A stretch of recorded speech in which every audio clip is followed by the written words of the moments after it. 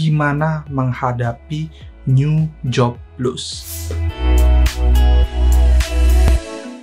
Halo, ketemu lagi dengan gue Dimas dan kalian ada di akun YouTube Muhammad Arya Dimas, di mana ada playlist di meja kantor dan gue selalu konsisten cerita tentang apapun yang berhubungan dengan kantoran.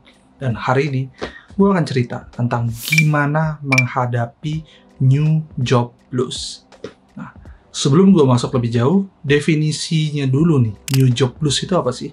Jadi new job blues itu adalah perasaan-perasaan tidak nyaman yang hadir ketika kita masuk ekosistem, masuk tempat yang baru, masuk kantor baru, dan memulai semuanya dari awal. Itu memang cenderung menciptakan perasaan-perasaan yang sangat tidak nyaman, dan ini biasanya akan berbeda-beda levelnya di setiap orang. Ada orang-orang yang hanya merasakan itu sebentar dan dia langsung blend dengan semuanya. Ada orang-orang yang bisa sangat lama untuk dealing with this condition. Nah, tapi kalau misalnya kita paham cara mengelolanya, kita bisa saja tidak kalah dengan perasaan new job blues ini. Dan kita bisa membalikkan keadaan sehingga kita bisa kontribusi jauh lebih besar dan lebih cepat ketimbang kita lama mendayu-dayu gara-gara perasaan new job blues ini. Oke, gue akan cerita beberapa poin-poinnya dan semoga berguna.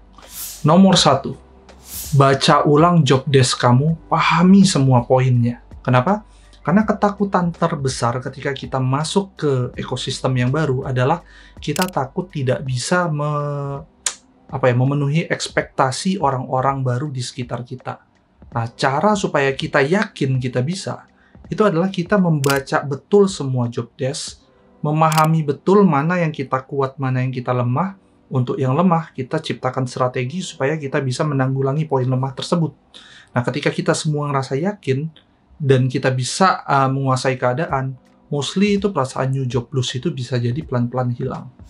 Nomor 2, jangan memaksakan untuk langsung mendapatkan banyak teman. Cari saja satu teman dulu, tapi yang bisa membantu menenangkan kalian. Kebanyakan orang-orang itu memang pengen langsung cepat akrab, cepat dikenal, cepat membaur. Padahal yang nggak usah dipaksa.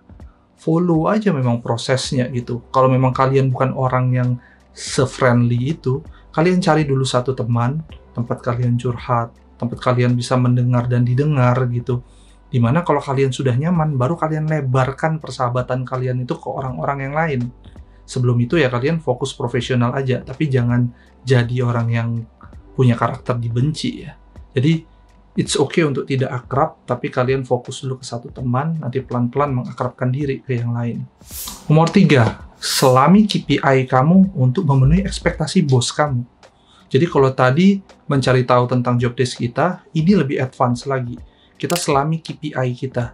Poin-poin apa yang membuat kita itu dianggap sukses.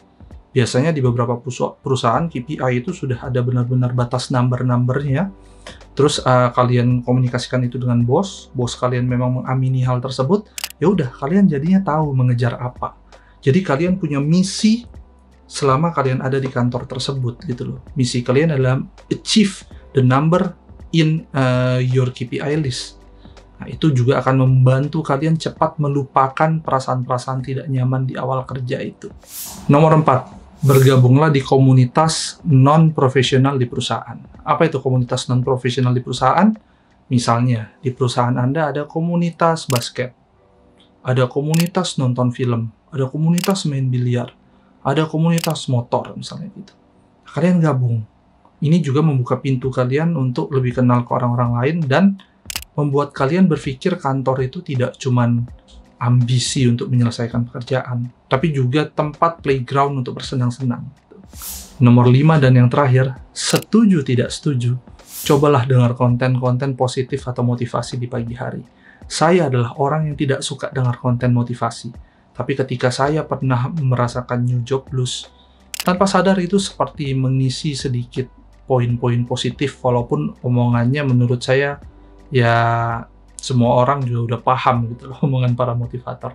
Tapi hal-hal itu ternyata membuat saya merasakan sisi-sisi positif dari hari-hari saya, tidak hanya negatif. Dan itu membuat saya bisa punya tingkat percaya diri yang tinggi untuk facing the day.